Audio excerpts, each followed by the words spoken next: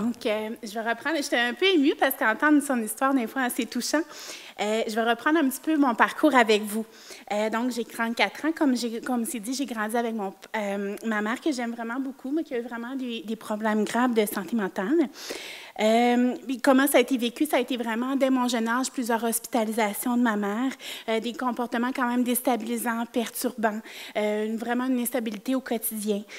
Pour moi, c'était devenu ma réalité aussi, c'était devenu mon monde. Donc, c'est sûr qu'on peut se questionner comment ça, pourquoi il n'y a pas eu rien, mais c'était rendu mon quotidien parce que ma mère, elle avait 5 ans la première fois qu'elle a été malade, donc ça a été pour moi ma réalité. Aussi, j'ai été inquiète par rapport à ce qui pourrait arriver à ma mère. Est-ce que je serais séparée d'elle ou j'irais? Je me disais, est-ce que je serais en centre jeunesse? Donc, ça aussi, ça me retenait d'aller chercher de l'aide à ce moment-là parce que je ne savais pas ce qui pourrait arriver. J'avais peur aussi d'être séparée d'elle. Malgré tout, les difficultés, je l'aimais beaucoup, fait que j'avais peur, cette peur-là. Vous savez, hein, les situations de santé mentale, c'est très complexe, hein, c'est jamais simple. Donc, c'est plein de facteurs un petit peu ensemble qui ont retardé l'aide que j'ai été chercher. Donc, c'est sûr qu'il y a des ressources qui existaient, mais on ne les connaissait pas à ce moment-là.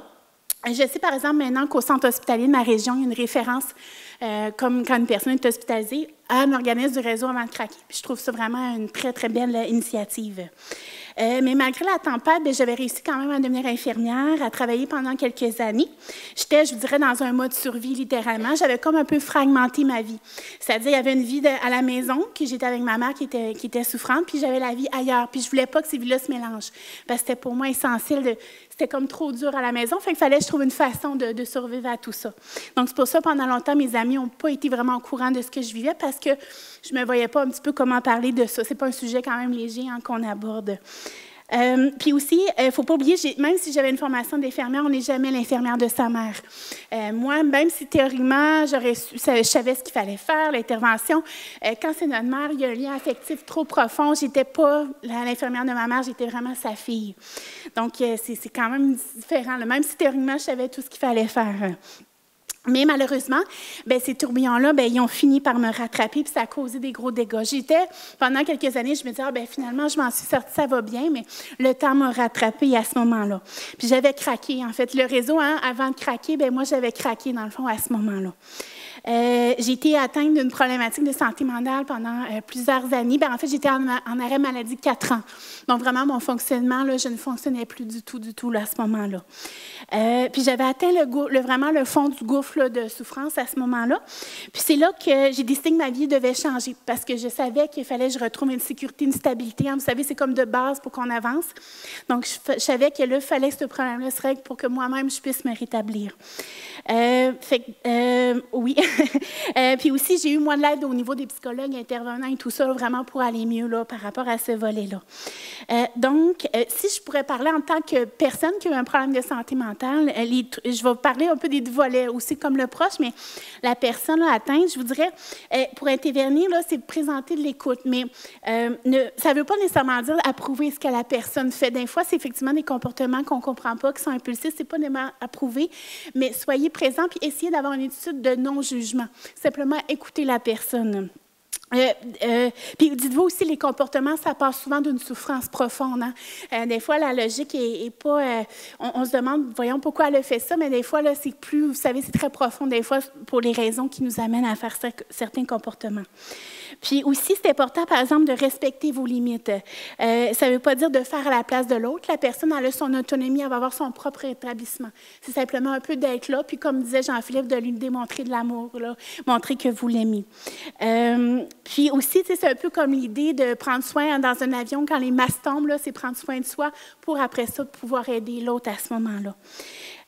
Savoir dire non aussi, exprimer nos limites. Puis, comme je disais tantôt, moi, j'étais bien beau être infirmière, je n'étais pas l'intervenante de ma mère, donc référez-vous aux professionnels pour avoir de l'aide par rapport à ça. Moi, dans le fond, pour sortir de ce tourbillon-là, je suis allée contacter un organisme du membre du réseau, avant de craquer, pour savoir un peu comment faire. Puis moi, malheureusement, ma mère ne collaborait pas, donc il a fallu passer par des démarches légales, parce qu'à ce moment-là, elle n'avait plus l'autocritique pour comprendre que, dans le fond, ça ne fonctionnait plus. Donc moi, je suis allée en cours. Je vous dirais que c'est quand même assez impressionnant de se présenter devant le juge avec mon père. Je me dis, mon Dieu, qu'est-ce que je fais là? Puis vous savez, la loi, c'est comment ça fonctionne pour avoir un psychiatre en enlevant la liberté de la la personne, c'est qu'il faut qu'il y ait un danger pour elle ou pour les autres. Donc, moi, dans notre situation, effectivement, il y avait un danger, mais j'avais peur quand j'ai fait ces démarches-là de ma relation avec ma mère. Qu'est-ce qui va arriver? J'avais peur pour ma sécurité, parce que ma mère n'était plus dans un état, là, j'avais peur, en fait, vraiment comment elle allait réagir. J'avais peur des conséquences légales aussi pour ma mère. Qu'est-ce que ça pouvait impacter? Parce que je ne souhaitais pas, en fait, qu'il y ait de problème, mais c'était quand même une préoccupation que j'avais dans mon esprit. Puis aussi, il faut tenir compte, la personne elle a des droits aussi, hein, donc c'est pour ça que c'est très complexe aussi là, pour intervenir. Puis ça a été un succès, en fait, parce que ça, c'est la partie pleine d'espoir. Ma mère a été hospitalisée pendant quelques semaines, ils ont débuté une médication. Puis après ça, dans le fond, ma mère n'a pas fonctionné pendant 25 ans, puis là, elle me dit à un moment donné, un matin, Cathy a dit « je veux travailler ». Fait qu'on est allé avec elle. Ma mère, elle aime beaucoup cuisiner, donc elle a trouvé un travail dans un restaurant.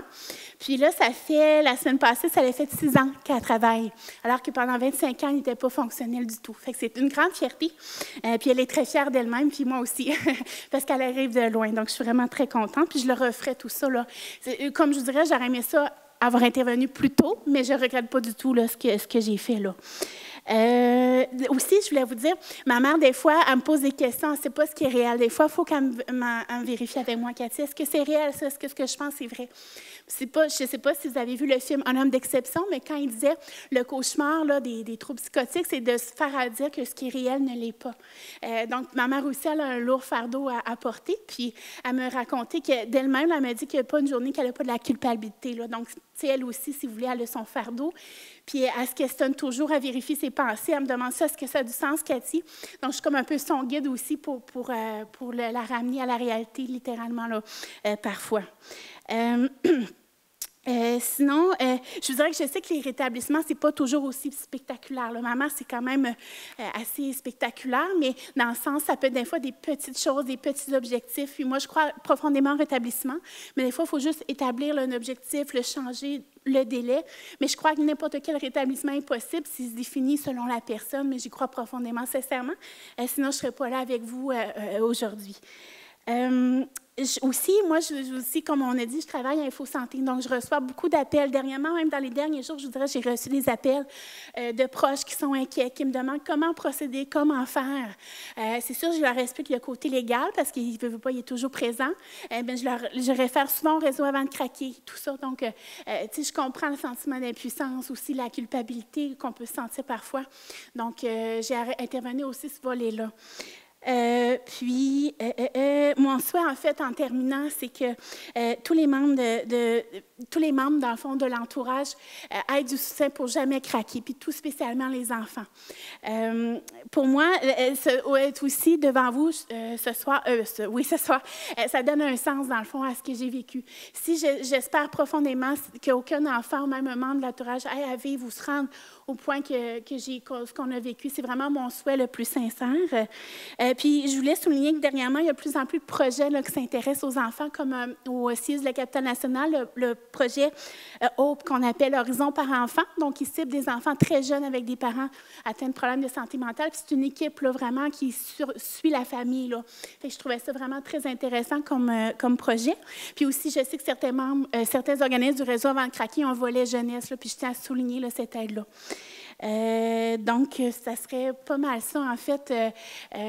Simplement, un peu pour terminer, c'est vraiment aller chercher de l'aide avant de craquer, dans le fond, tout simplement. Puis, il y a de l'aide possible, puis on peut se rétablir, puis ça peut aller mieux. Puis, j'y crois, en fait, profondément. Donc, c'est ça.